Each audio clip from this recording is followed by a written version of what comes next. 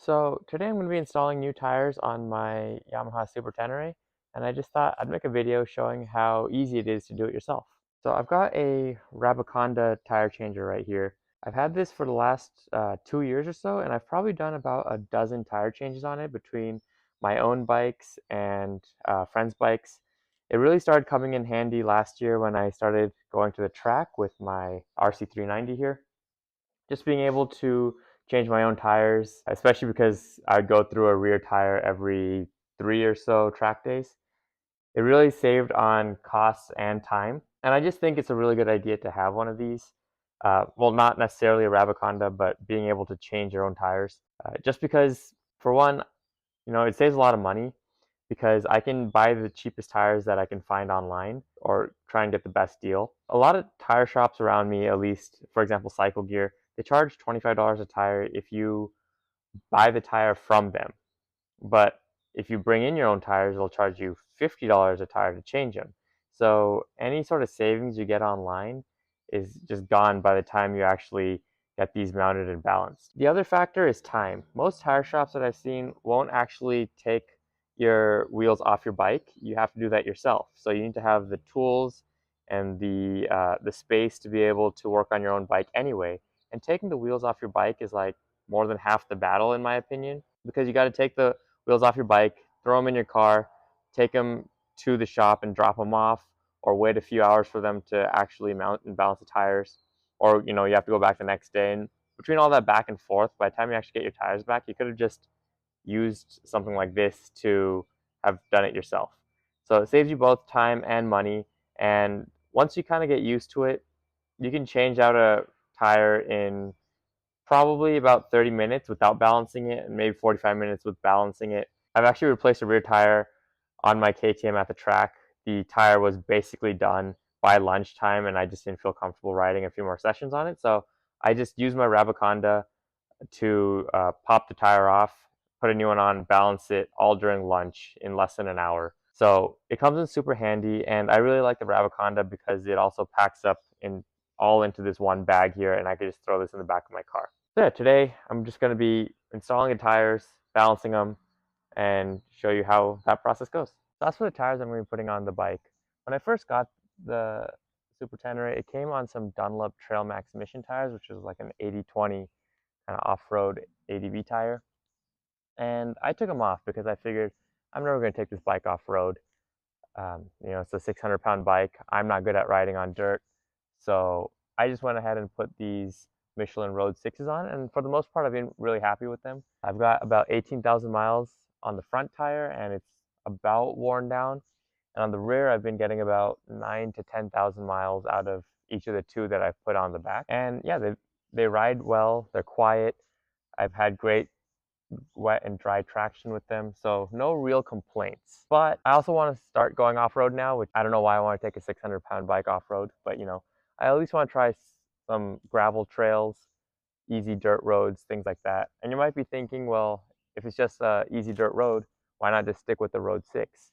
They'll probably do fine. And they would, like last weekend, I took this on a gravel trail in Death Valley and it was fine. But I do want to take it more off-road. I want to be able to do miles and miles of gravel roads or dirt trails without feeling kind of sketchy on the bike. And given my inexperience and the weight of this bike, I just want to have the best chance possible off-road. So what am I going with? So I got another set of Trailmax Missions because I am not smart. I didn't really do any research into these when I got rid of them, but doing more research into them now, I've been reading that, they've got some pretty good wet and dry grip on road.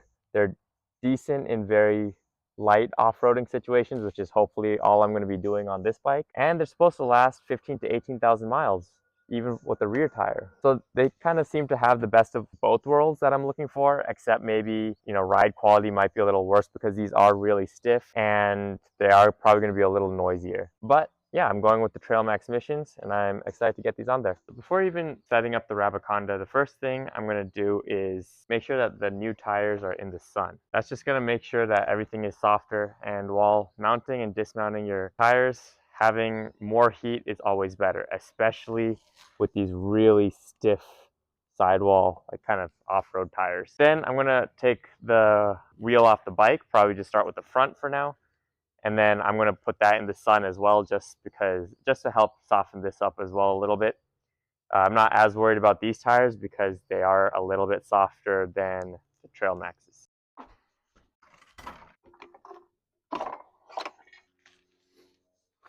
Alrighty, there it is. Wheel is off. Make sure that all the spacers are kind of on the correct side of where they should be. And the wheel is way over there, just sitting in the sun. So hopefully that will warm up. And in the meantime, we can set up the Rabaconda.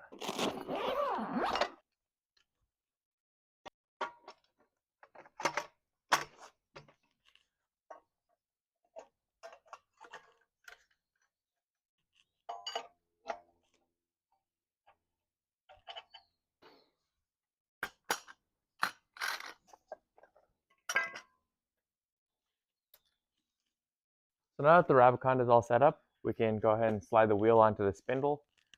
You do have these two magnetic blocks here. You just want to make sure that they're touching the wheel and tire, so your wheel isn't actually hitting the metal down here.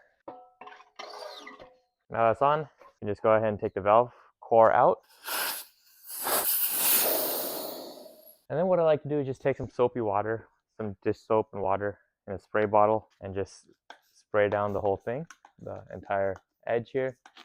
And that's just going to help get the bead off the wheel. And the soapy water is thin enough that it'll kind of get in between everything that grease may not help with.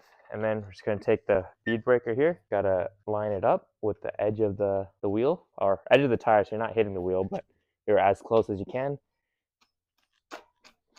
And then just go around and start popping it off. And this is where having heat and the soapy water, I feel, really helps. And so that is it on this side. So I just gotta flip this and repeat the process.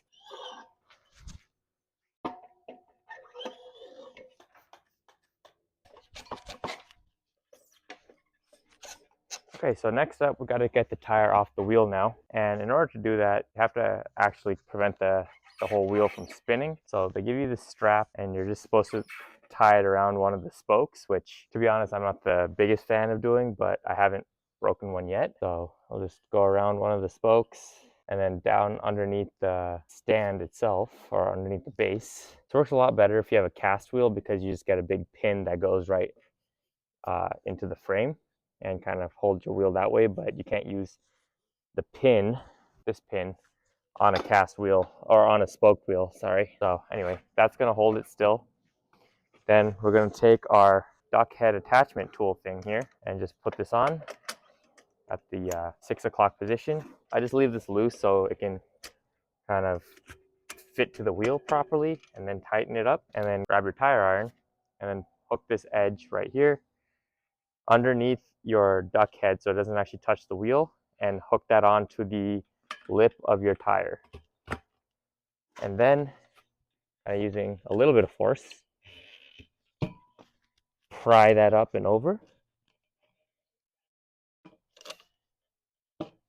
like that. And then there's this handy little like hook spot here on behind this ratcheting mechanism that actually holds this tire iron in place, so you don't actually have to hold it. Then you grab your bead breaker handle, ratchet it up, and then just start going around. And this is where having a little bit of that soapy water really helps as well. You can see it just comes straight off, and you just kind of go around until you're back at that same 6 o'clock position, and then repeat again for the other lip, like so. The second lip comes off way faster after you've gone the first side off.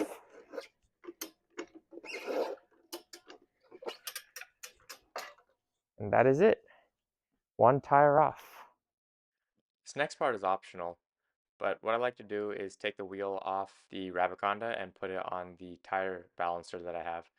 and just go around and clean the rim just to make sure that the wheel weights will stick on when I need them to, as well as check all the spokes to make sure that they're all tight, and check the rim to make sure that there's no bends or cracks or anything as well. So pays to spend a little bit of extra time just to make sure that your wheel is good to go. I'm also replacing the valve stem with a 90-degree stem just to make it easier to check the tire pressure or fill up with air. Now we can go ahead and throw the tire on. So the important thing here with the tire is make sure that you have it pointing the right way. So this is the left side of the wheel here facing out, so it's going to be rotating that way. Got the arrow going this way, so it should be going that way. So now I'm going to grab some tire grease and grease up the opposite side and just make sure that there's a thick layer of grease on there.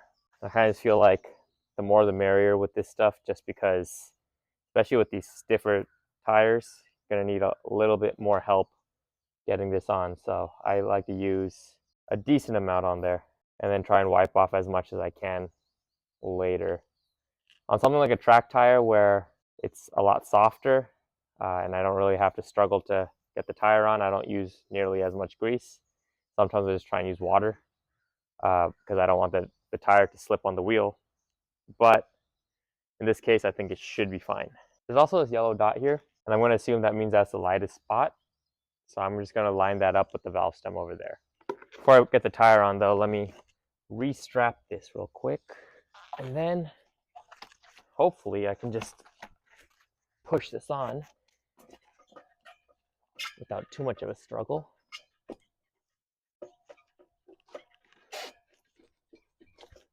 All right, that wasn't terrible. Kind of lined it up how I want it over there. Now, I'm gonna grease up the rest of the tire. Make sure you don't get any on your brakes or anywhere else that you don't want grease. Grab the duck head. And what you want, let me just bring this up close. Added a little bit more grease here, but you want the duck head, if it's sitting like this on the spindle, you want the tire to kind of be over this one and underneath this. So kind of at a diagonal like that. That makes sense. So just need to put that on and get the tire situated properly. Now I'm going to put the duck head on and have to get this underneath the tire here. This is where having a stiff tire is not very fun. Just need to get the head up of this duck head kind of beneath the tire. In fact, I'm just going to try to do it with this. There we go. I'm going to add a little bit more grease onto the duck head up here. This is what's going to be sliding against the tire. I'm just going to go around and hopefully be able to seat this. Let's try it out.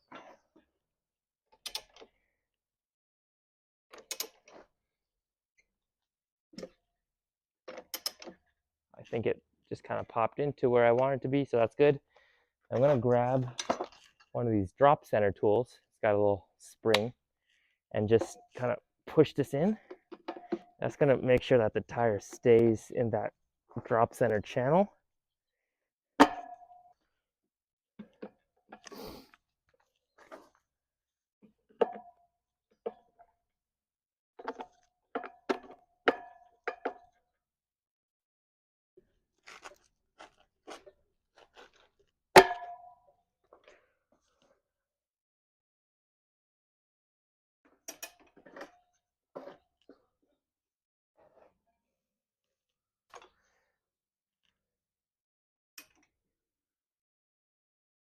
Okay.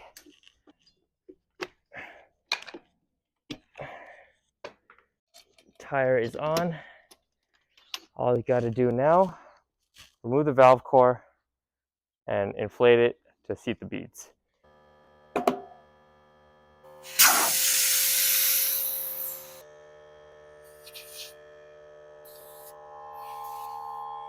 All right, it's all done.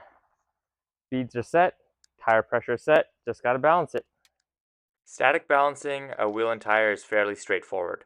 First, I mount the wheel and tire back onto the balancing stand, and then wipe the rim down with rubbing alcohol just to make sure that the wheel weights have a good place to stick. Then I'll let the wheel rotate and come to its natural resting spot. The heavy spot of the wheel is going to be at the bottom, and the light spot will be at the top at 12 o'clock. And I'll mark the light spot off with a Sharpie so I know where to start putting weights. For the wheel weights, I will peel back about half of the backing sticker and lightly press the weight on just so I can remove it if I need to move weights. Then I will add one weight at a time and rotate the wheel to make sure that I'm not adding too much weight or that I'm adding weight in the wrong spot. Once I have the weights where I want them and the wheel is mostly balanced, I can go ahead and remove the backing stickers and stick them down permanently. I'll add a piece of tape on top of the weights as well just to make sure that they're extra secure and won't fly off while I'm riding. I have found that with this kind of static balancing, sometimes the wheel doesn't perfectly balance and it might drift a little bit to the left or right. And adding another weight on top of that will just make the problem go in the opposite direction. So it's sometimes it's in between weights, if that makes sense. I haven't really found an issue with this while riding. I haven't found any like weird vibrations or balancing issues. So I figure that getting it most of the way there is better than not balancing it at all, but your mileage may vary. Once everything is stuck down where I want it and the tape is applied, I can take the wheel off the balancing stand and put it back on the bike. Alrighty, front wheel is done here. Really wasn't too bad. Hopefully it didn't look too hard on camera. It is a little bit of a struggle because it's a little colder today, kind of like the high 50s, and that tire is pretty stiff. But that one's on, so on to the rear one. I'm not going to film this one just because you kind of know what it looks like, so I'm just going to get it done. And it's done. So the tires are on. Rear tire took me about an hour. Most of it was just removing the rear wheel and reinstalling it. I really hate having to install this rear wheel just because there's the splines that kind of go into here that always like to get stuck, especially if it's dirty. So that's always a little bit of a fight, but about an hour. Took a lot less time than the front, which took 2 hours because I was trying to film everything. So really, I think it's not too bad once you get used to it. Hopefully this was somewhat informational, or at least you got to enjoy seeing me struggle with the tires. But yeah, I'm super excited for this setup here. I really want to check this out. Really want to try them again, see if they feel any different than what I remember when I first bought the bike. So I'm super excited to take this out for a spin. Anyway, yeah, super excited that it's all done. Been looking forward to this for a while, so I'll keep you updated on my thoughts on how I like the tires, how they're wearing, how many miles I get out of them. But as always, if you made it this far, thank you so much for watching, and I'll talk to you next time. Peace. One eternity later. So everything that you just watched was filmed about a year ago, and I just never got around to editing or finishing the video. So that's kind of embarrassing, but at least that means I can give you my full thoughts on those Trailmax missions that you just saw me install. As you can see, the bike is back on Michelin Road 6s. I really did not enjoy those Trailmax missions, and when I first took the bike out, the very first ride, I actually went down the street and came right back because I thought that I hadn't tightened the bolts down fully or something was wrong because the ride was just so bad.